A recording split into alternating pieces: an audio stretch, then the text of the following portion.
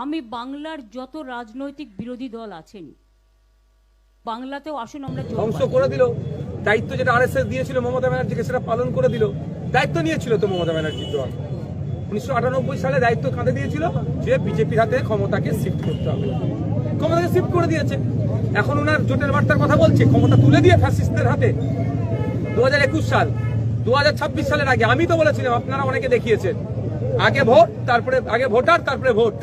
27 লক্ষ নাম যে মমতা ব্যানার্জি ভোট বয়কটে ডাক দিক, তখন জোটের বার্তা মনে ছিল না? এখন সব শেষ করে দিয়ে আবার নতুন করে মুসলমানদের কাছে মাসিয়া সাজতে চাইছে মমতা ব্যানার্জি। আমি বলবো মমতা ব্যানার্জির চ্যাপে কেউ পা দেবেন না।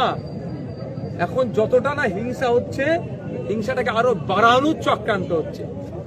জোটের বার্তার লোভে আবার রাস্তায় নামবে, হিংসা তৈরি হবে। এখন জোট করে কি হবে না? জোট বাম আইএসএফ তৈরি হয়ে গেছে। লক্ষ্য বিজেপি তৃণমূলকে পরাস্ত করা। একটা শক্তি পরাজিত হয়েছে, 2031-এ বিজেপি পরাজিত হবে বাম আইএসএফ এর কাছে।